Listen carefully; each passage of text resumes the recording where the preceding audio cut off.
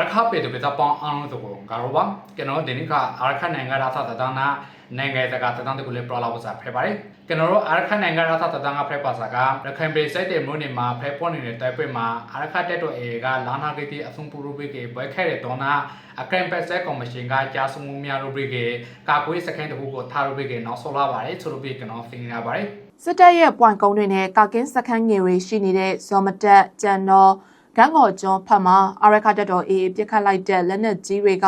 စစ်တပ်ရဲ့စခန်းတွေကိုထိမှန်ပြီးထိခိုက်သေးဆုံးမှုတွေများတာကြောင့်ကာကင်းစခန်းတွေကနေနောက်ဆုတ်ထားရတယ်လို့စစ်တွေစစ်မြေပြင်အခြေအနေကိုအနိကစောင့်ကြည့်နေသူတယောက်ကပြောပါတယ်ပြီးခဲ့တဲ့မလ26ရက်နေ့ကနေ28ရက်နေ့အတွင်းဖြစ်ပွားခဲ့တဲ့တိုက်ပွဲတွေအတွင်း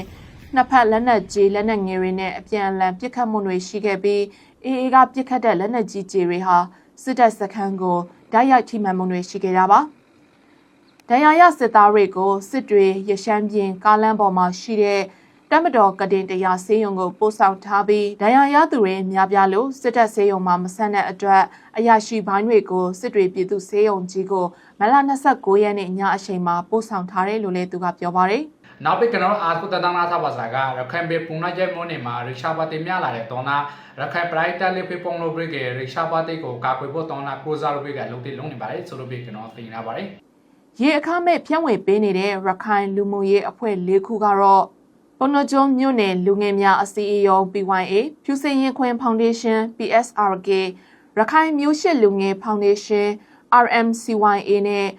အာဂရီနဲ့အများပြည်သူပရာဟိတအကျိုးတော်ဆောင်အဖွဲ့တို့ဖြစ်ကြပါတယ်။ပုဏ္ဏကျွန်းမြို့နယ်အတွင်းတောက်သုံးရေရှားပါတဲ့နေရာတွေကိုအခမဲ့ဖြန့်ဝေပေးနိုင်ဖို့အတွက်ဒီအဖွဲ့၄ခုစုပေါင်းပြီးတော့ပုဏ္ဏကျွန်းမြို့နယ်ရေအရေးပေါ်ကူညီပေးရေးစုပေါင်းပရာဟိတအဖွဲ့ကိုမတ်လ25ရက်နေ့မှာညီနောင်လေးဖွဲ့အဖြစ်စတင်ခဲ့တယ်လို့သိရပါတယ်။လက်ရှိမှာတော့တောက်ရေကိုအင်တအင်စီတပတ်စာရရှိအောင်ညီနောင်လေးဖွဲ့ကအတက်နိုင်ဆုံးစ조사ပြီးဖြစ်ရှင်းပေးနေတယ်လို့လည်းညီနောင်လေးဖွဲ့ဒုတိယဥက္ကဋ္ဌ1တာဝန်ယူထားသူကိုပြည့်ဖြိုးနိုင်ကပြောပါတယ်။အာရခပြည်သူတော်လှန်ရေးအစိုးရကပုဏ္ဏကျွန်းမြို့နယ်အတွင်းတောက်သုံးရေရှားပါမှုမရှိစေဖို့ကြိုတင်ပြင်ဆင်မှုတွေလှုပ်ဆောင်နေခဲ့ပေမဲ့စစ်ကော်မရှင်တပ်ရဲ့လေကြောင်းအန်ဒီရဲ့ကြောင့်စစ်ဘေးရှောင်တွေရဲ့တည်နေရာတွေအပြောင်းလဲဖြစ်ပေါ်ခဲ့မှုကြောင့်တချို့နေရာတွေမှာရေရှားပါမှုအကြီးအကျယ်ဖြစ်ပွားခဲ့ရတယ်လို့သိရပါတယ်။ရေရှားပါမှုကိုပြည်ရင်းပြည်ပကပရာဟိတအဖွဲ့တွေ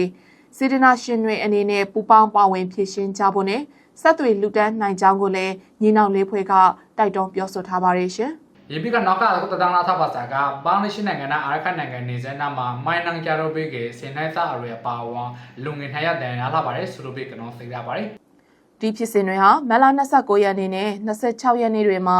နမ်းမြစ်ကမ်းခြေတစ်လျှောက်ကမြန်မာနိုင်ငံရခိုင်ဖက်ချမ်းမှာဖြစ်ပွားခဲ့တယ်လို့ဥကီးယားမြို့အခြေဆိုင်နေချာဆောက်တရင်အမှတ်64ကတရင်မှုဒုတိယဗိုလ်မှူးကြီးကမီဒီယာတွေမှာအတည်ပြုပြောကြားခဲ့တာပါ။နှစ်ယောက်စလုံးဟာကုတုပါလောင်ဒုက္ခသည်စခန်းကပြစ်ကြပြီးသူတို့တွေရဲ့ညာဖက်ခြေထောက်တွေဟာခြေချင်းဝက်ကနေပြတ်ထွက်သွားခဲ့ကလက်ရှိမှာတော့ကော့ပဇာခရိုင်ဆေးရုံမှာကုသမှုခံယူနေရတယ်လို့ဖော်ပြထားပါတယ်။နေမြုံမိုင်းပောက်ကွဲမှုတွေကြောင့်နေဆက်ဒေသမှာရှိတဲ့ဒေသခံတွေကြားမှာအလွန်အမင်းစိုးရိမ်ထိတ်လန့်မှုတွေရှိနေကြတယ်လို့လည်းဘင်္ဂလားဒေ့ရှ်သတင်းတွေမှာဖော်ပြကြပါတယ်။ကျွန်တော်တို့ဒီနေ့ကအာရခနိုင်ငံရာသတန်းရဲ့လောက်ပါရကျွန်တော်ဒီနေ့ကဒီဗီဒီယိုရဲ့မှာဆုံးခဲ့ပါတယ်အာရခပေပေကပေါင်းအောင်ဆိုပေါ့ငါတို့ပါ